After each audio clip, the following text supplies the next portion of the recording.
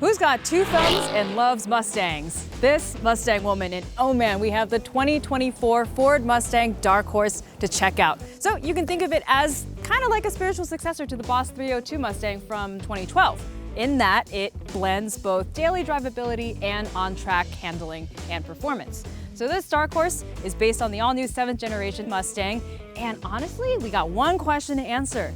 Is this currently the best Mustang you can buy? So the Dark Horse isn't just an appearance package, it has a bunch of cool stuff on the outside that sets it apart from the Mustang GT. For example, a Dark Horse specific front bumper, these lowered side skirts, and around back, this fixed wing, this new diffuser, and these darkened exhaust pipes. Also, in the future, you will be able to option it with carbon fiber wheels, just like you were able to with the Shelby GT350 and GT500. Overall, it is a car that looks like a Mustang, which to say it looks great. So the inside of the new Mustang is a highly digital, big screen space. There are two things I want to call out though. The first is this 3D printed titanium anodized shifter, which looks sweet and is also exclusive to the Dark Horse. The second is a handbrake, a real handbrake in 2023. To be fair, it's an electronic handbrake that looks like a physical handbrake, but still, it has a drift mode and it's meant to initiate those big, smoky slides, you know? And seeing as Mustang owners are historically a bunch that exercises great self-control and restraint, I can't see that going badly ever. Anyway, enough talk, let's get to driving. So there's a lot under the metal to talk about. The Dark Horse, first of all, has bigger sway bars and better handling hardware, and also Ford's Magna Ride suspension as standard. But the whole reason to buy this car, the crown jewel of it all, is the powertrain, so the engine and the transmission combination. Now, the Dark Horse uses the 5-liter Coyote naturally aspirated V8 from the Mustang GT. However, in this iteration, it has been kicked up to produce 500 horsepower and 418 pound-feet of torque on premium fuel.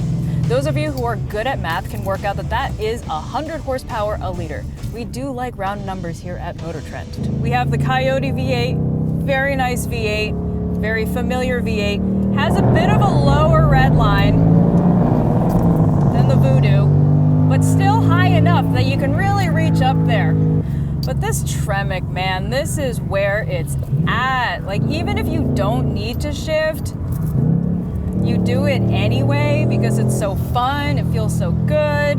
The tactile feedback is excellent. I don't want to say rifle bolt because that's so played out and it's such a cliche, but then again, there are no more original ideas. So you know what? Yeah, rifle bolt it is, because that's exactly how it feels. So all that power is routed through this Tremec TR3160 6-speed transmission that made the Shelby GT350, GT350R, and Mach 1 so good to drive. It is a mwah of a transmission. However, if you don't want this one, that's totally fine. There's also a 10-speed automatic available as well.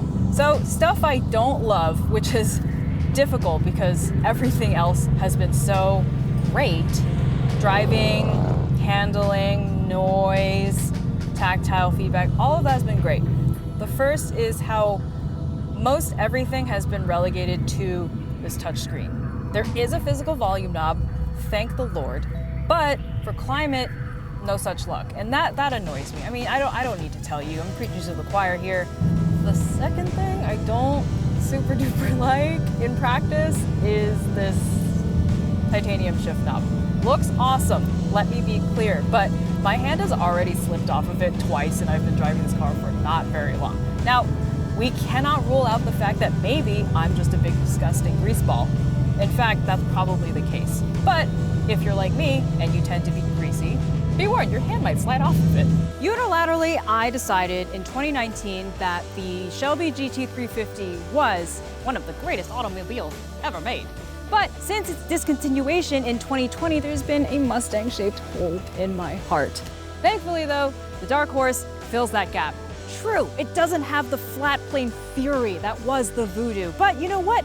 The Coyote in this form is pretty good. So you know what? Yeah, you have it from this Mustang woman.